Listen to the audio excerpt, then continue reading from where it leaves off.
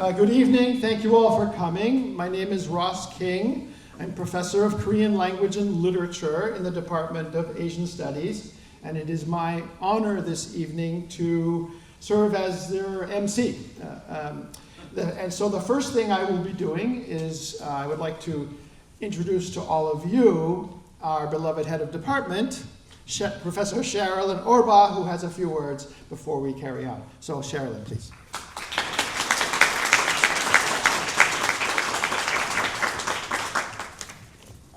Thanks, Ross.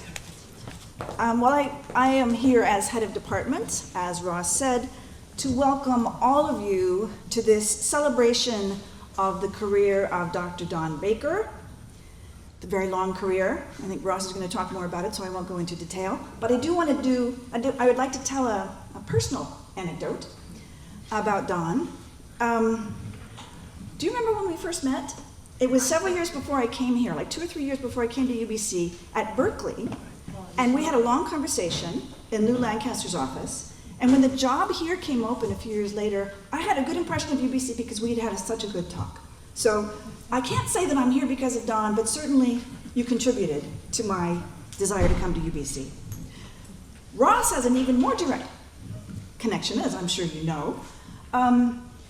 Don was hired as the first dedicated Koreanist in the department, and therefore the first dedicated Koreanist at UBC. And when Ross was on the job market, he had a tenure track offer from the University of Washington, but Don convinced him to apply for an instructor position here at UBC. Ross did, and for whatever reason, Ross turned down the UW position and came here. So Don has been a stalwart of this program ever since it started, since he was the first dedicated hire. And we are absolutely thriving at this point, the Korean program at UBC. We're here tonight to celebrate Don, as I mentioned. We're also gathered, as we should keep in mind, on the traditional, ancestral, and unceded territory of the Hunkaminam-speaking Musqueam people. For millennia, the Musqueam and other Coast Salish peoples have lived on this land, have nurtured the land, have learned, and have passed down their learning to younger generations. And those of us who teach here are privileged to be able to continue that work with them on their land. So with that, I'm going to turn it back to Ross, who will introduce Don more thoroughly. Thank you.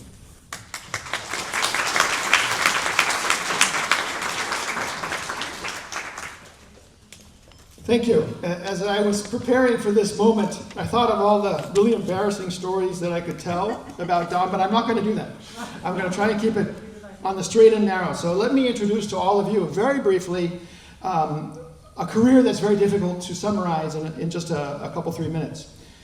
Professor Baker earned his BA from Louisiana State University in 1967. And you will soon have an opportunity to hear him. You might still detect a bit of the twang there, and students sometimes remark about it. In his 3rd year as an undergrad, he received an East-West Center fellowship from the University of Hawaii, which he tells me was really just an excuse to get to Honolulu and out of Louisiana. But that's where kind of he got interested in East Asia, and then I think in that same year ended up studying some Chinese on Taiwan. So that's where the interest in East Asia was sparked. But then, fast forward a few years to 1971, and Professor Baker goes to Korea as a Peace Corps volunteer, where he serves from 1971 to 1974 in the city of Gwangju, a city that is dear to his heart, as you will see in a minute. He then went on, after his stint in the Peace Corps, to earn a PhD in Korean history from the University of Washington, where I almost ended up as a professor, but didn't, thanks to Don. And he got his PhD there in Korean history in 1983 from what for many decades was really the leading program in Korean history in North America.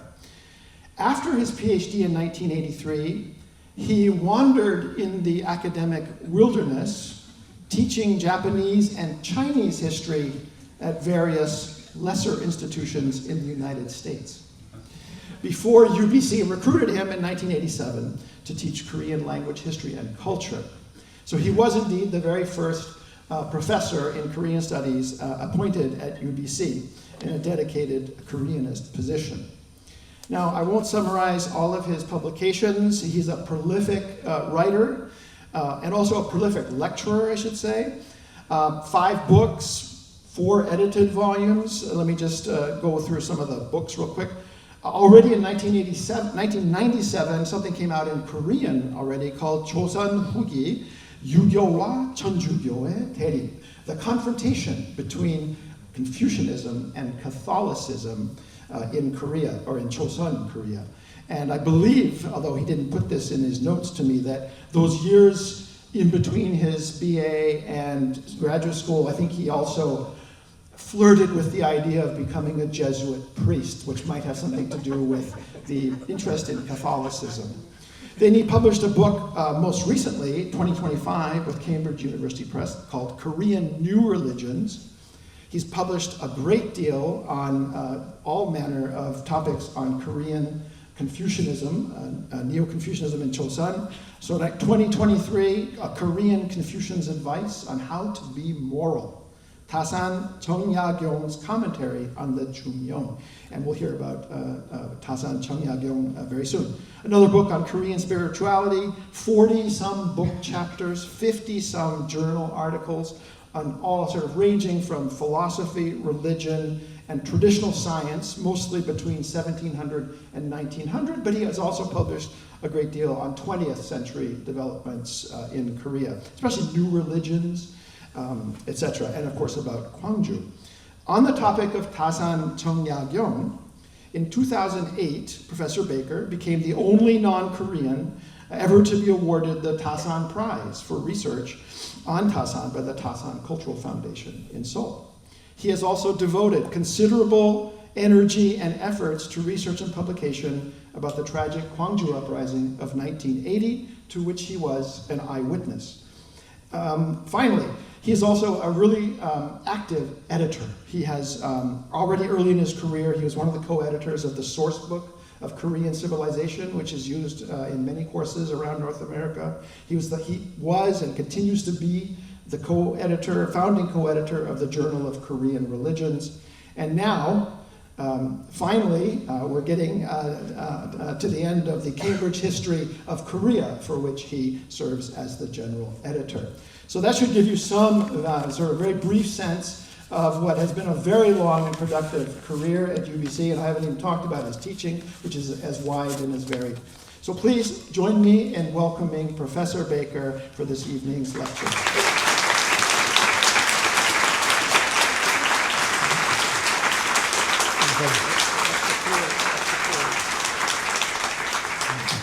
How y'all doing?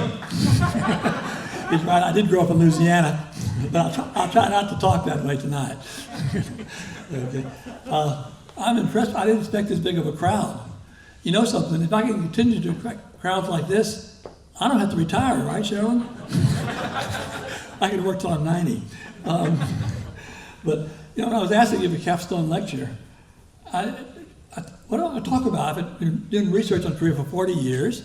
I thought about talking about Gwangju, but most of my friends have heard that story, and that's kind of a depressing story. So I thought instead, I have 3 scholarly interests. One is philosophy, one is science, and one is religion. And then I realized that's these 3 brothers. And I've been studying them for 40 years. So I thought that's what I would talk about tonight. And let's begin here. Here they are, the Chŏng siblings. There's 2 ways of spelling their name, by the way. The modern spelling system, the Korean government wants to spell it Jeong, which people don't know Korean think is Jeong. It's Chۆng. There were actually 4 brothers, but the first brother was from a different mother. His mother died after he was born, Chۆng Yakchõn, but he's married to a guy named Ibyuk, and the sister of Ibyuk, and his father-in-law is a guy named Hwang Sa-young, who will become important later in our story. The 3 brothers I'm going to talk about is Chۆng Yakchõn, who is the biologist, Chۆng Yakchong, who's the Catholic martyr, and Chۆng Yagyong, the philosopher. I'll just call him Tasan. That's one of his many pen names. That's his most common name. Sometimes spelled with a D, D-A-S-A-N. I'm an old guy. I used the romanization system that was being used before the year 2000. Here they are, the picture of the three guys. You can see Yagyong is the youngest of them. Okay? They're pretty close in age, about 2 years apart each. Okay? And here's a little bit of the family tree, if you can see this. This is the second wife of Chŏng Yagyong is from the Yun family, and there's Yakchong. And by the way, you can see that his wife is already a canonized saint in the Catholic Church, as is his son, Paul Chŏng Tasan. In fact, you often find, when you find a Korean Catholic church in North America, if it's not a Father Andrew Kim church, it's going to be Chŏng Tasan Church. And then another son was also martyred with him in 1801, and then his daughter was also a canonized saint. As for the rest of the family, Yakchọn and Yagyong both were exiled, as we'll talk about today. They all three were Catholics in their 20s, but Yakchong stayed with it. And then we got the one daughter, the one sister of these three brothers. She married a guy named Chosŏn, who was also executed as a Catholic. So you can't really do the history of the Chŏng family without taking into account the beginnings of a Korean Catholic community in Korea. Here's Tasan, one of the many statues of Tasan you can find in Korea. He looks very distinguished, doesn't he? We don't have any photographs of him, unfortunately, so we're guessing. So how did they encounter Catholicism? The reason why I chose this topic for my first book, there was a Catholic community emerging in Korea in the 1780s before there were any priests there, no missionaries. And my question was, why did these guys become Catholics? And the second question was, why did their government decide to kill them for doing so? Okay. Tasan tells us that in 1784, he was exposed to Catholicism by Ibyuk. Okay. Ibyuk, again, whose sister had been married to Yakyan. And Ibyuk showed Tasan some Catholic books with Isum-hun, had brought back from a trip to Beijing. These are books written in Chinese by European missionaries in China. And they were really fascinated by these books, and no priest. There's no missionary. Okay. Okay. Yakchong joined the Catholic community later. Okay. In fact, we think he was probably converted by Yakchọn. So Tasan and his brother Yakchọn started calling themselves, thinking of themselves as Catholics in 1784. And Yakchong joins later. As did a guy named Yun Chi-chung, a cousin on their mother's side. Well, Yun's mother died in 1791, and the Pope had ruled that Catholics could not erect a spirit tablet, I'll show you a photo of one in a minute, on the little altar you use for an ancestor memorial service. I don't want to call it ancestor worship, it wasn't worship, but it's to remember your ancestors. But his mother died, he had no spirit tablet, so for mourning his own mother in his own home without a spirit tablet, he was executed in 1791. And here's what you can see: the spirit tablet of the little small white things on the table there, two of them. That has a name of the deceased, and you bow before them. But you bow when you greet people in Korea. It's not idolatry. But Rome, Jesuits knew that. Dominicans didn't. Okay, the Dominicans said that's idol worship. Okay? The church later ruled in the 1930s that is not idol worship. But a lot of martyrs were killed by them for not having the spirit tablet. Mm-hmm. Okay. Now, why did they become Catholics? I've read their interrogation records, which are kind of interesting to read. They include details of the beatings, and when the person they're interrogating goes unconscious, and when they wake up, you ask them the same question again, stuff like that. I think one reason is they came from a particular variety of Korean Confucianism that really emphasized human moral weakness. Confucianism says anybody can be a perfect human being if you just try hard enough. You know? But these guys said, well, we're trying, not happening. And the Catholic Church said, of course you can't be perfect. You're born sinners. But God can give you the strength through grace to become a better person. And they were drawn to that. Okay? That's one reason. Okay. Another reason, I would argue, when I read the interrogation records, they talk about God the Father. They don't talk about Jesus so much. So what I see is the Confucian filial piety. The Catholics being interrogated would say, look, I respect my father as my father of my family. I respect my king as the father of the country. How can I not respect the father of the universe? Obviously, the first Catholic catechism, which is written for Koreans, written by Chång Yakchong, mentions Jesus. But these people being interrogated tend to talk about God the Father more than they talk about Jesus. And the third reason, and this is more implicit in the writings rather than explicit, God, I argue, is selflessness personified. The ultimate Confucian virtue is putting your personal interests aside and pursuing the common good. And they would describe God as ultimate public spiritedness, ultimate lack of selfishness. And until that point, Confucianism doesn't have a God. It has something called Li, which is really abstract. But Confucian ethics are ethics of interpersonal interactions. So it's kind of ill-served by a moral absolute that's impersonal. What you want is a personal absolute to support an ethics of personal interaction. And so that's why I argue these people became Catholics. Now, these are the Confucians. When I read the interrogation of the commoners, theirs is quite different.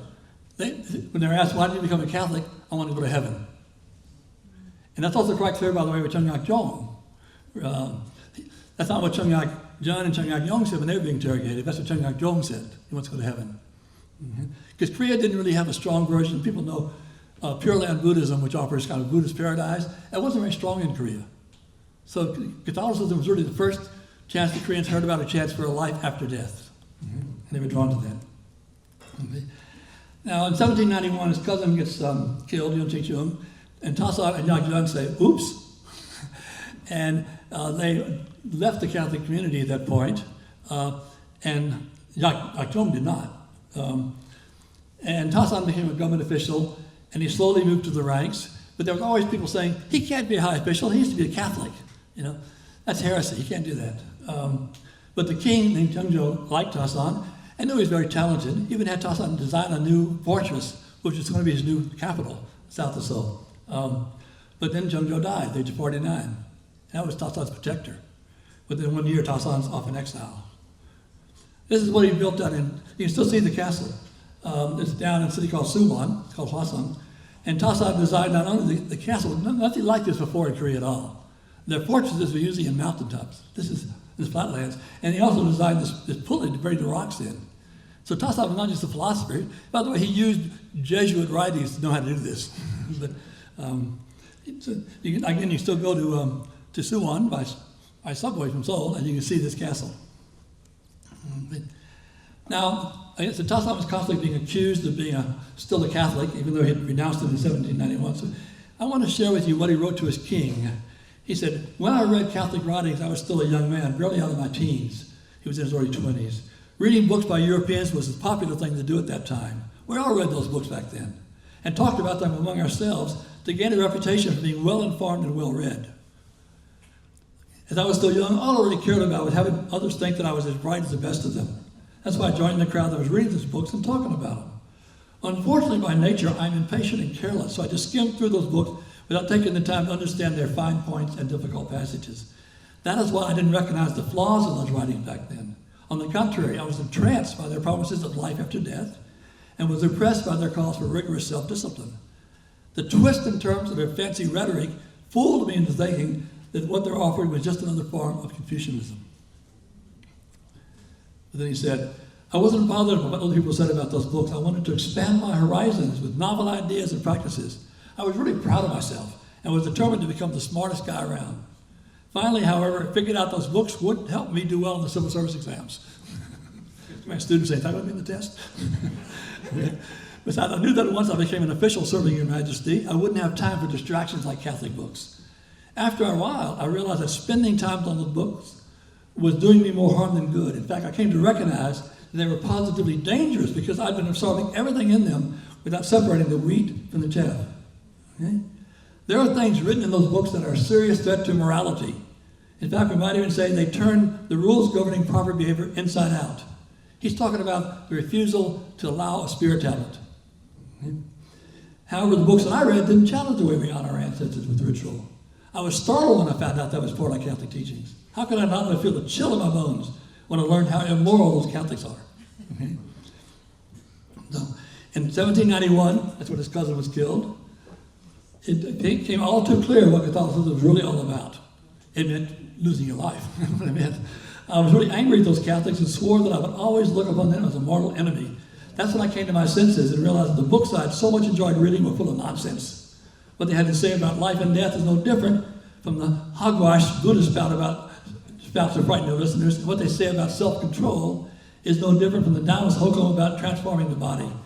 And those marvels of technology they describe are nothing more than trinkets to delight the simple-minded. Tasan obviously trying to tell the king, hey man, don't punish me. I want to get promoted some more. So he gets, but it doesn't help. The king dies. He goes to exile for 18 years. Which he can't have his family with him. So it's like an 18-year sabbatical without distractions of a wife and family. Okay? So he went down to, one of the exiled people to the southwest, Chォng Yagyong is in the southwest, not far from Gwangju. I love that area, but that's where they exiled him. And his youngest son died soon after he left. He had 9 children, 6 of whom died before the age of 5, which is not unusual then. In Chォng Yagyong, where he studied, he wrote, and he grew tea. That's why his name, Tasan, means tea mountain. There was a hill behind his hut where he grew tea. And he wrote only in Chinese. I don't have a single thing by him in Korean. Everything he wrote is in classical Chinese, everything that we have, 37 volumes. He wrote on an incredible variety of subjects. He wrote on philosophy, of course. He wrote poetry, of course. He wrote history, geography, medicine, and government administration. Okay? And he wrote obituaries for a number of his friends and relatives. He didn't write an obituary for Yakchong. What he said about him was the brother that caused trouble for us by staying involved with the Catholic Church. Okay? Again, his collected works have recently been published in 37 volumes. The only Korean in it is the introductions to each volume. Right? I need another couple of lifetimes to read all his works, I think. Here's what his work looks like. And the red is the new versions of it. The traditional version is on your left.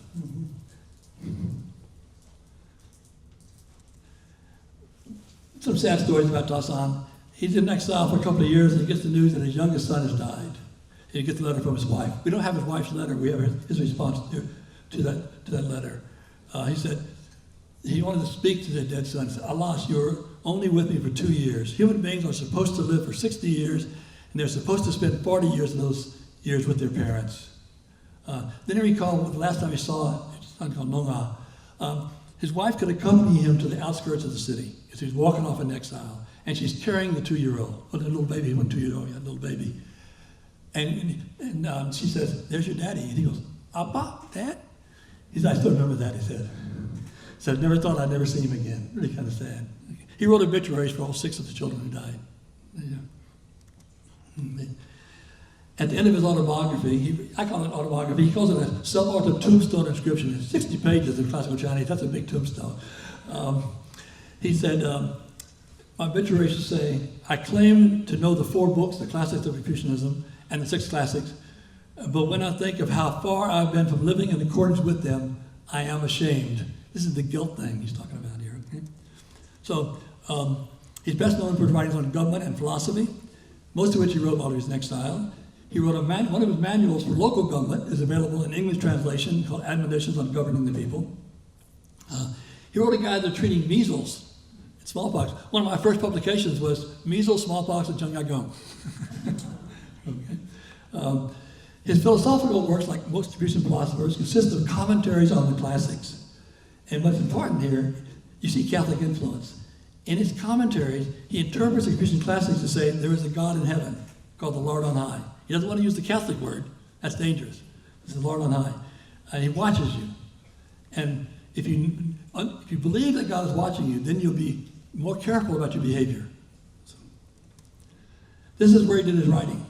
This is his hut. It's still there. Mm-hmm. He built a little hut next to it because there were students who wanted to study from him when he was down there. It's like 2 rooms, you know. So he was an original thinker in many ways, and that is to women shows some originality. He recorded, for example, he said an old woman, his first 4 years in exile, he lived in the back of a bar in an inn.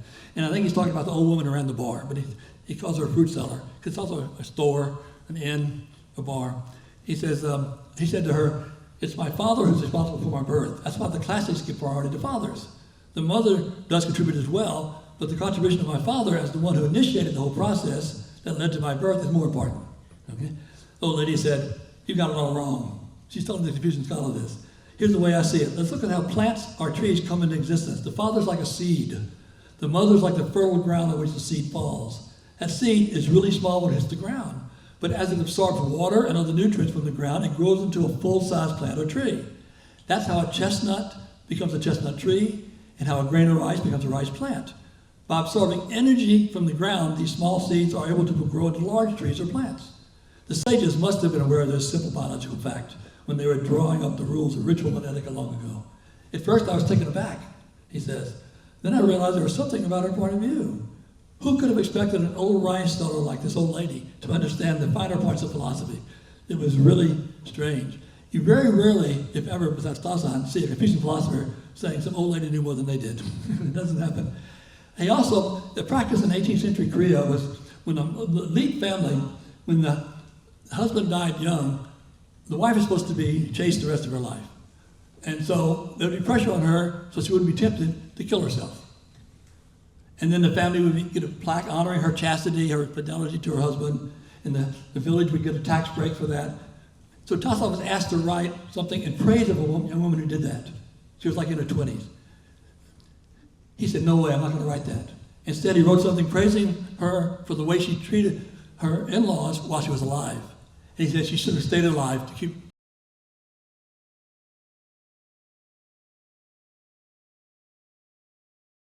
This is a moral philosophy. It's all about being a moral person.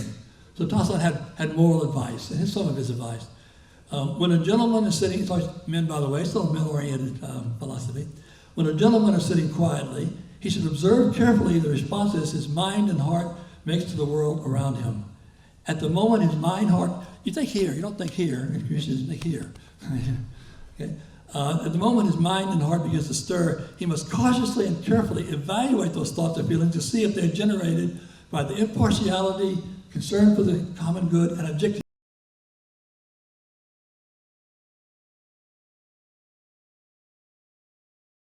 It's much more dynamic than that. The patterns of appropriate interactions. But you must see whether these feelings are generated by Li or by the partiality, selfishness, and subjectivity of his physical body, which is key. We'll talk about the key in a minute again. He must check to see if they are a product of his Tao, his moral mind, or of his human mind.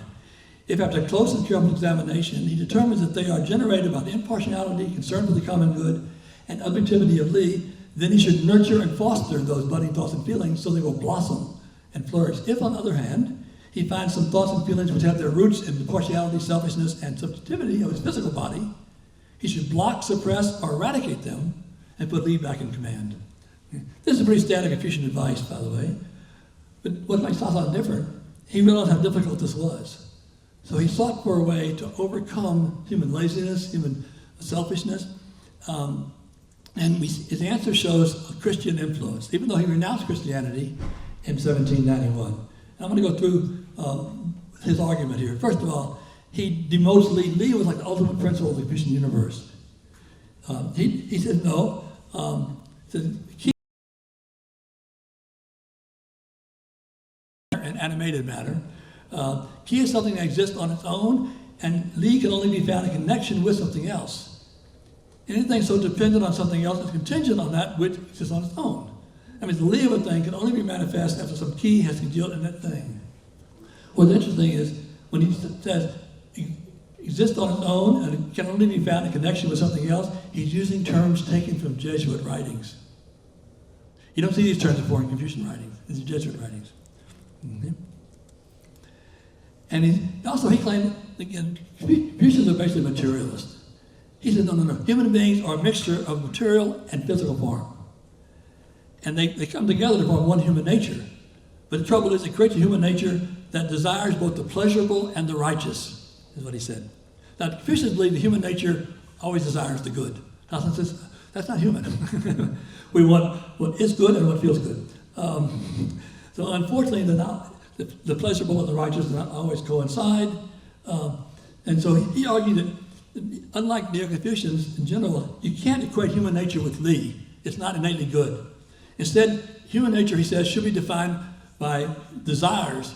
I want to try to translate it as appetite, the good old Catholic word for the desires. And then he came to believe in free will.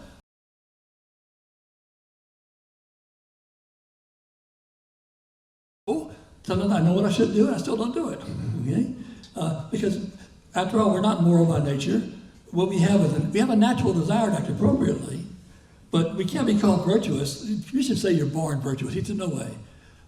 You can't be said to be virtuous to act in a virtuous fashion. He said the four major Confucian virtues, you can see them on the virtue stones outside our building here. Benevolence, righteousness, propriety, and wisdom, nothing more than mere names until they're actually put into practice. That's why I can only say someone is benevolent after they have shown that they care for someone. Before you see an actual case of someone caring for someone else, there's no basis for talking about their benevolence. Only after someone has disciplined himself to act in a righteous manner can that person be called righteous. Before a person has acted in a righteous manner, they cannot be called righteous. Only after a host and a guest have greeted each other politely can they be called polite. Only after someone has clearly distinguished the right way to do something from the wrong way can they be called wise. It is challenging the traditional way of understanding these virtues in Confucianism. And for Tasan, consistently, that's the key, consistently acting appropriately is not easy because we have strong desires to pursue what feels good and benefits us personally. So we have to choose to act appropriately and then also choose to act on that, to exert the effort necessary to act appropriately. This is unusual. Okay? Again, the usual Confucian assumption is if you know what the right thing to do is, you'll do it. Tasan says no. And not only do you have to just make a deliberate choice, I will do this, but then you got to choose to exert the effort necessary to do it. Okay? So how are you going to where are you going to get the incentive, the stimulus to exert that kind of effort? Tasan again said you have to believe there's a God above who's watching you. Here's what he wrote. There's no human being born on this earth without base desires. What keeps us from following those desires and doing whatever we feel like doing is the fear that our misbehavior will be noticed. That's why we use turn it in checker.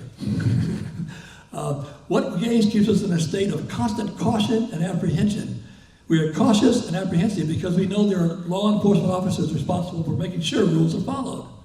We are cautious and apprehensive because we know our sovereign can punish us if we behave improperly. If we did not think there was someone watching us, we would simply abandon all sense of moral responsibility and just do whatever we felt like doing. Mm-hmm. So what makes us behave properly, even in the privacy of our own room, when we're alone, is that it makes us be careful to only have proper thoughts, is that we know that the Lord above, the Lord on high, is watching us and observing our actions and our thoughts. And that will give us. Now, Tasan's God is not a Christian God. He's not going to punish you after death by sending you to hell if you sin. But him watching you makes you feel ashamed if you don't act properly. And since the shame, Tasan argued, is strong enough an emotional incentive that you will exert the effort needed to consistently act appropriately. Mm-hmm. Now, Tasan was released from exile in 1818. Mm-hmm. He lived until 1836. By the way, he and his wife had 60 years together. They married when they were 15 years old. She died about 6 months after he did. And he didn't have any official concubines. He may have had one when he was in exile, but we don't know about any. And it's an amazing story. I mean, 60 years is very unusual in Korea to have 60 years together like that. But of course, he was not allowed to hold any more government post. Out to an island. I'll show you a map in a minute. And he was on the mainland, down on the southern coast. But Yakchån died in 1816. It's still in exile. Okay? And so after Yakchån died, and Yagyong got the news, he wrote Yakchån's son. He wrote his son, actually. He said to both of them that Yakchån was the only one who really understood him. He said now that Yakchån was gone, he had nobody to share his writings with. He was so depressed, he told his son that he might as well take those 240 volumes of commentary he'd written on the classics and throw them into a fire, so there's no longer anyone around to appreciate them. And he really missed his brother a lot. Yeah. He used to, here's where Tasan is on the mainland in Confucian, spelled with a K here, and poor Yakchån is way out on the island. I think he was put out there because he had converted people. As far as I know, Tasan didn't convert anybody, but Yakchån was more active spreading the faith. That's why he had more severe punishment. Tasan said he used to go down on the coast. He'd go down to the coast and look west towards where his brother was, saying, I want to see him again. Didn't work out. Here's Yakchån. And this is a reproduction of his exiled home. A movie was made about him a few years ago. I'll talk about the name of the movie in a minute. And this is what they think his home looked like. A little bit bigger than Tasan's exile place, isn't it? Maybe he has 2 closed rooms and 1 open room. This is on the island of Chång Yagyong. And why do I call him a biologist? He's a scholar, but he's stuck on this island for 16 years. What's he going to do? Study fish, which is what he did. He spent some time teaching young people how to read Confucian texts in Chinese, and they were really happy to have this intelligent scholar in their village, because it's a fishing village, basically. And so he interviewed fishermen, where they were catching these fish and what the fish were, where would you catch them, when's the best time to catch them, how do you cook them, what do they look like when you cut them up. And the book is called Chosån Orbaugh. Chosån is the name of it, the island he was on then, and they called it Chosån then, and Orbaugh means a book on fish. And so the movie about him, which is actually a decent movie, I haven't saw it on a plane going to Korea, but it's pretty good. It's called in English, Book of Fish.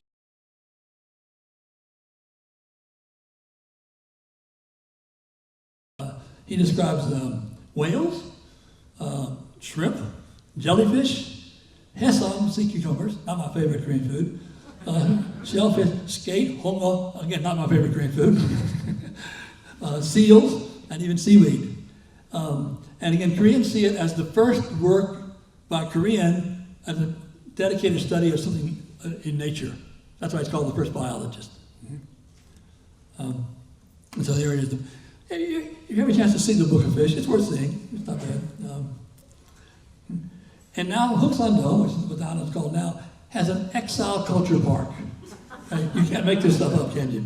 But here's Yakchån first of all. They got a statue of him there. And here's some, he wrote in Chinese, of course, his study of fish. There's an English translation available. A young Korean-American scholar now teaching at DY University in Korea has written a translation of it. Here it is, Exile Park is what it says here. It says, Exile Culture Park. Am I going to go there? And what you see, that's still there, all the people who've been exiled there, a lot.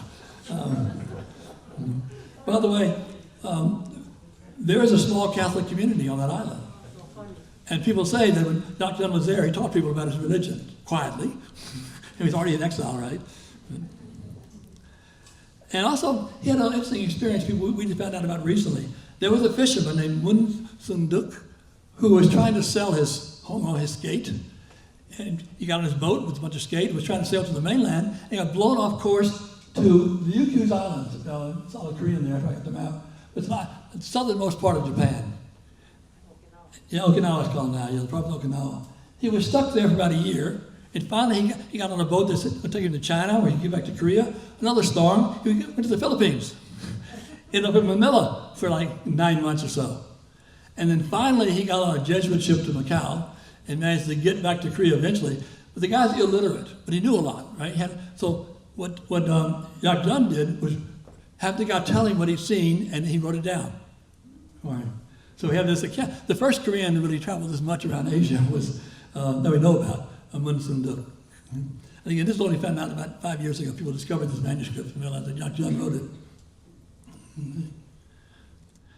Now, I mentioned earlier that one of the reasons these guys, the first Confucian Catholics became Catholic, was they wanted to find a way to overcome their feeling of guilt of not being the perfect human being they were told they should be. Tasan said that, I didn't hear he wrote this, Yakchån's son, that Yakchån wrote him and said, I've made a lot of mistakes in my life. In order to keep myself from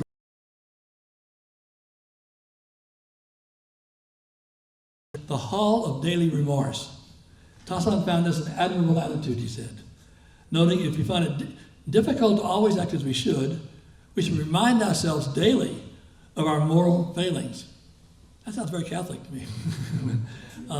Tasan adds, such feelings of guilt are to the mind what fertilizer is to a rice paddy.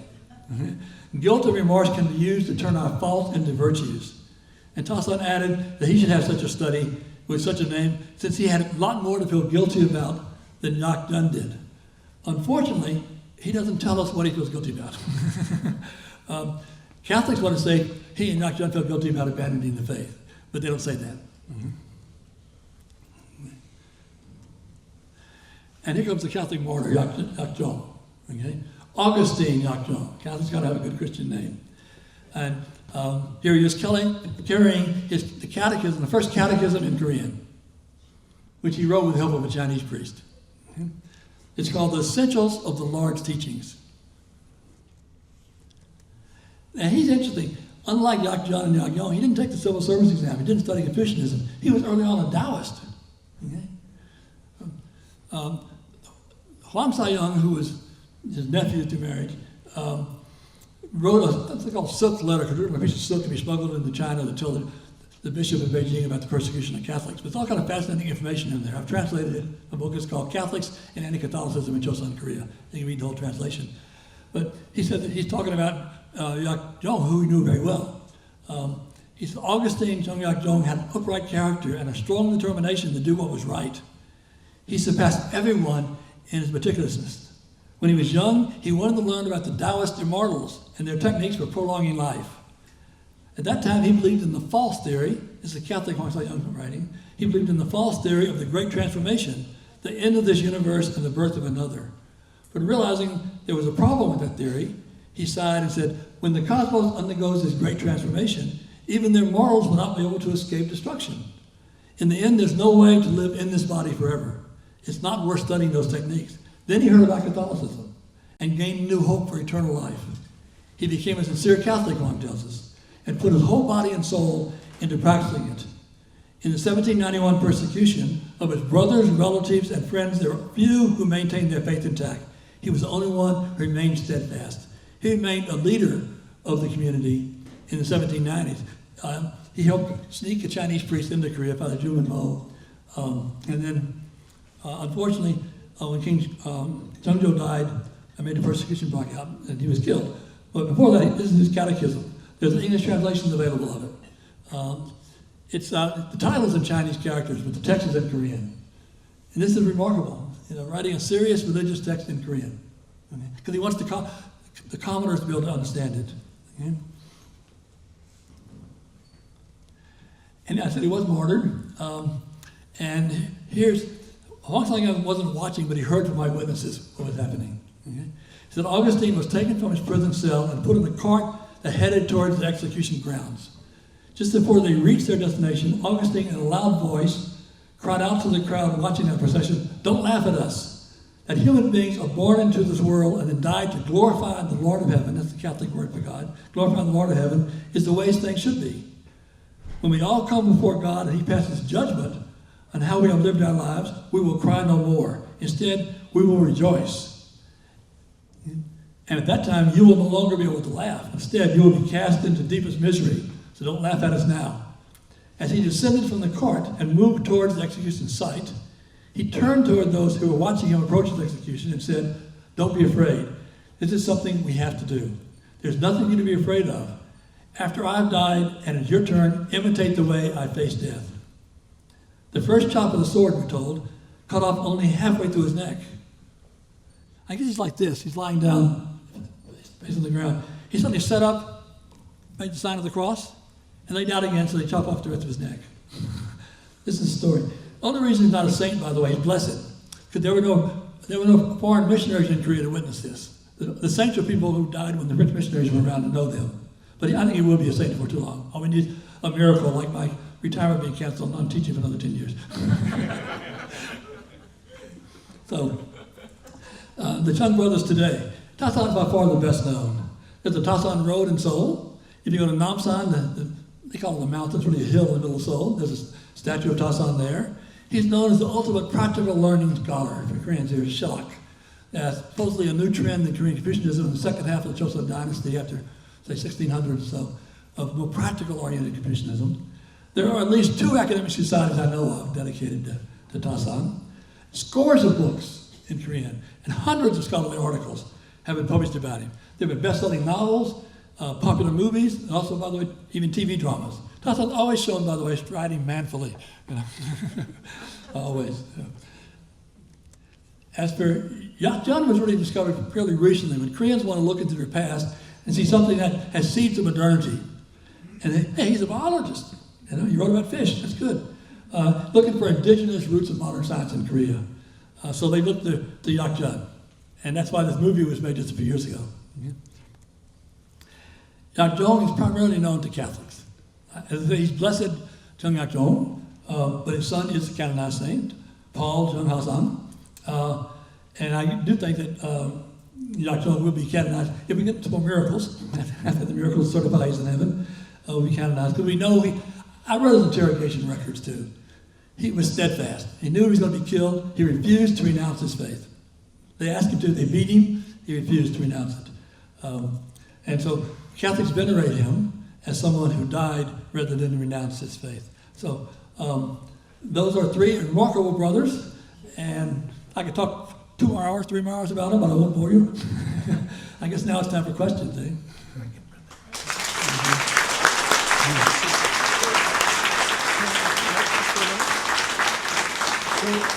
We do have a little bit of time for a few questions, after which we have a very brief presentation from a community organization in the Korean community, as well as I believe there are a few well-wishers who would like to present Professor Baker with some flowers. So let's start with some questions. Joanne, who would like to ask the first question? Sure, Jensu, please.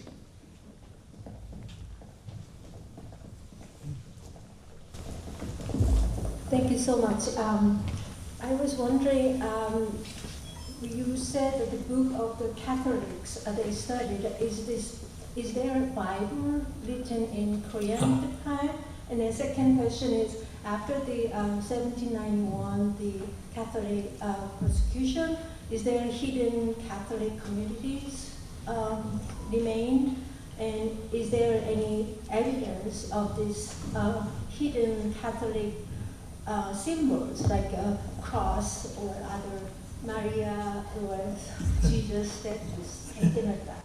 There was no Bible available, even in Chinese translation. There are parts of the Bible, of course, translated, not the whole Bible. What they had was the original catechism written by Matthew Ricci, Italian Jesuit missionary in China in the early 1600s. And then they had books on Catholic philosophy and Catholic morality, but there was no Bible available at that point. But again, they would read parts of the Bible in these Catholic books. As for the Catholic community, yes, they went underground. They had to hide. And they created what they call Chォng, villages of fellow believers. And to survive, here's what they had to do. They couldn't live in the flatlands where everybody grew rice because that'd be too noticeable. So in the mountains, they made these earthenware jars, Koreans call it ongi. And that would give them, first of all, they could sell those and buy rice. And secondly, they'd go down to a market to sell the ongi and they'd meet other Catholics from other villages and exchange secretly information. And so persecutions were off and on until the early 1880s. So, they had like 10 or 15 years of no persecution, then hit them again.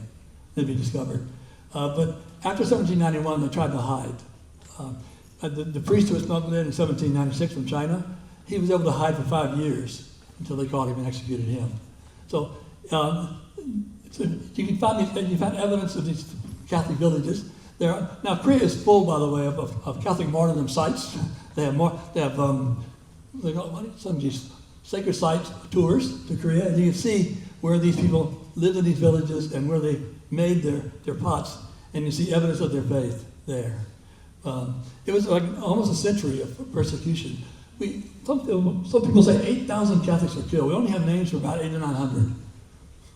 But the government didn't even bother to record the names of the commoners. In fact, you go to a Catholic martyr shrine in Seoul, it's on the north bank of the Han River, and it's on a hill they call Chosån. Chosån means cutting off heads mountain. They would line them up, chop off the head, body in the river, next. So, yeah. Sure. Thank you for your amazing lecture. My name is Chanil. I'm a PhD candidate at Durham University. And my question is about the relationship, religion, and his philosophy. Yeah, so I understand that that's very debatable in Korea, but some Catholic scholars say that his later works was affected by the Catholic theology and the theory. So, Right. what do you think about it? And by the way, I met my wife in Suwon, and we dated at Chång. Oh, okay. Well, it's very clear to me that Tasan no longer considers himself a Catholic after 1791, but his belief in a personal God above, that's clearly Catholic influence. That doesn't come from Confucian writings before him. And also some of the language he uses when he's talking about the difference between Li and Qi, that's right out of Jesuit books. But the proof that some Catholics want to say that he repented and was baptized. I mean, again, he baptized originally as John. I guess they heard a confession when a Chinese priest came to Korea in the 1820s. But the trouble is, he gave explicit instructions to his son about the spirit tablet. So it tells me he didn't consider himself a Catholic. But there's no doubt he's influenced by Catholic ideas, no doubt at all. Why doesn't he use the Catholic word for God? He wrote one of his sons, be careful what you put in writing, it can get you in trouble. So if he said Lord of Heaven, they go, oh, you're still a Catholic, eh? So he said, Lord on high, Shamdi or Sanje in Korean. Rosa, and then I saw Bruce Fulton's hand up in the back. Rosa? Yeah, thank you. So Dr. Baker, you spent 40 years studying about these three sons. Yes. What does history tell you about the parents? That's a good question. I haven't looked at the father. I mean, the Chŏng family were part of the Namian faction, which is a faction of Confucian scholars being kept out of the government for most of the 18th century. The father had gotten, lucky enough to have gotten a small local post at district magistrate, so they were getting back into government. But I don't have any writings by his father. He didn't leave any writings. Like we don't have any writings by Yakchõn either. And among the obituaries, I don't remember seeing an obituary for his father. You know, so he wrote obituaries for his friends. Many of them, by the way, were killed being Catholics, and he always said, but they weren't. They were killed unjustly. So no, I don't know much about his father at all. His father was not a very famous person at all. But these three brothers are, you know, famous each in their own way, right? They're a pretty incredible family. Bruce?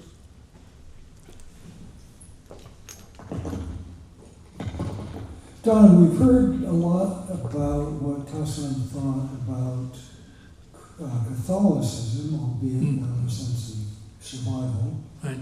And we heard a little bit about what he said about Buddhism, and we heard a little bit about what he said about Taoism. And forgive me, you've probably answered this question in your book on Korean religions. What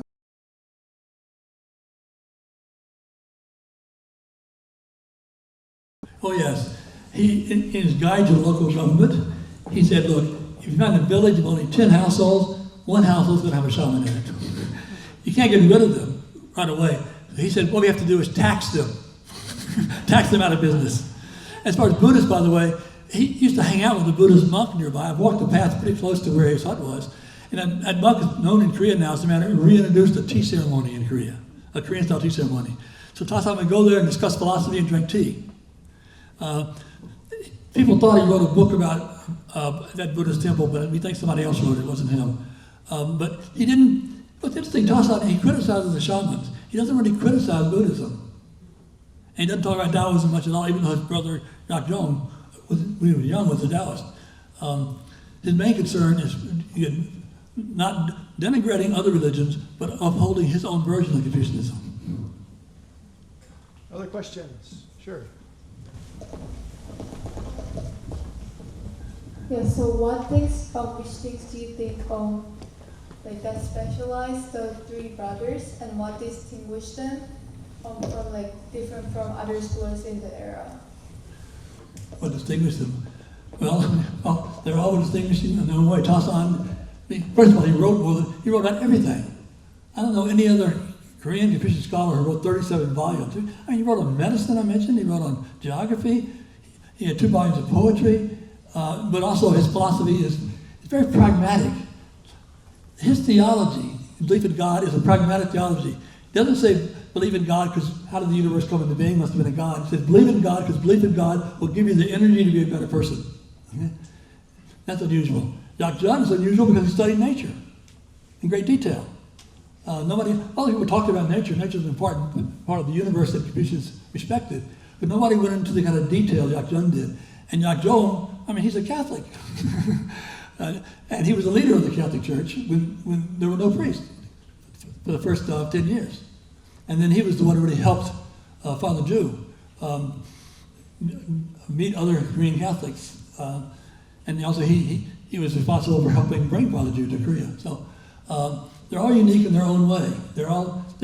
I would argue that Tasan and Yakchong are still Confucians, but they're really pushing the boundaries of what it means to be a Confucian. Yakchong is not a Confucian. He's definitely Catholic. Sure, over there. You warned me that you might be pedantic, but I found it fascinating. Thank you, Jenny. So, if you had another 40 years,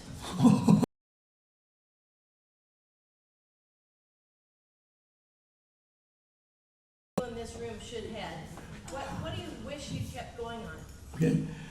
I'm going to keep going, by the way, if you will let me.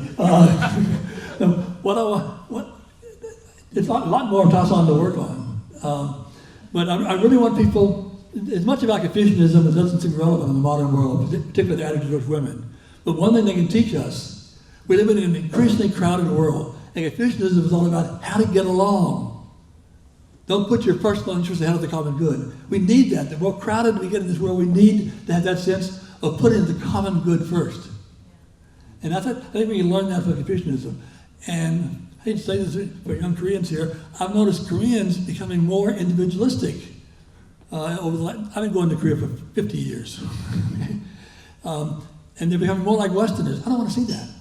You know, I don't want them to take the Confucian attitude towards women, but I do not think Confucian respect for scholars. I like that. But I would like Westerners to learn from them the need to get along with your fellow human beings. Put their needs first. Don't put your needs first. And that's what if I had another 40 years, that's what I would work on. We've got a question here. Yes, thank you for your talk this evening. So now suppose, like, someone like me, a little literate in this subject matter, but curious, where to start with the three brothers? Where to start with Tasan, for instance? You want to be able to put Tasan in his context, and it turns out I've got a book chapter called "What is Korean About Korean Confucianism?" in a book called "The Tao Companion to Korean Confucianism." So you want to put him in his context. That's where you begin. But Korean Confucianism in its context, you got to know Chinese Confucianism. So you got to start with Confucius, and then the Neo-Confucians found in Jushi. So you got another 40 or 50 years ahead of you. Maybe two more questions, please. Yes. Hi, thank you for the talk. I was just wondering, did Tasan ever have any systemic comparison between Confucianism and Catholicism? Since I feel like the comparison you give in the beginning was a little bit disingenuous, just about like not respecting the ancestor. I feel like that's not the central conflict. And like, how does he actually treat Confucianism? I guess since like he's a little sloppy with the logic, it's kind of whatever is up there is up there. And I guess my second question is has Confucianism and Catholicism ever act as, like, does anyone actually believe in ideology when they're oppressing the Catholics, or is it purely political? And if Catholicism represent like some sort of foreign power as opposed to Confucianism? Okay, first of all, Tasan never wrote anything criticizing Catholicism, especially except for that one letter I read you. He preferred to avoid the subject. Okay? He did when he was in the 1790s. He was given a chance to prove he'd really abandoned the Catholic faith. He was given a local government post where he persecuted Catholics, not killing them, but gave him a hard time. What was the second question again? Oh, okay. Okay. The reason why Catholicism was persecuted much more than Buddhists were or shamans were was because I see in interrogation records, the interrogator would say, what are your ethical values? And the Catholics would give the 10 Commandments. They would say, where's the commandment to honor your king? See, belief in God challenged the authority of the king. And the king ordered them to have a spirit tablet. And they said, we obey the king except with God's laws contrary to the king's laws, so we have to follow God. And that's why they were persecuted, because they challenged the authority, the ritual authority.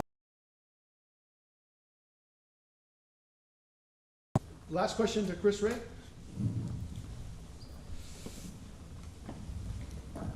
This is going to be the most vulgar question because it's about money. So this one guy goes to an island and studies fish. Right. Another guy spends 18 years doing philosophy. Right. Did they have a regular income? Were they just posting on family and inheritance? Because life gives you fish, you write a book about fish. But I'm curious about some of the economic underpinnings of this literary output. That's a very good question. When you're sent into exile, you have to find your own housing and your own food, but your family can send you stuff. It's easier to send stuff to Tasan because he's on the mainland, but we know that Dr. Young was getting stuff. They're the elite class. They have landholdings. They have slaves. Okay? And slaves could deliver the stuff. The wife couldn't come visit, but the slave could with food. And so that's how they survived. Again, the little huts they lived in were not as nice as their homes back where they came from, but they were able to survive. Kind of like a pension when you retire, right? But you're going to spend it all. Okay, thank you once again, all of you, for coming this evening. I think it's a wonderful turnout, and it's been a wonderful lecture. So once again, please join me in congratulating Professor Baker.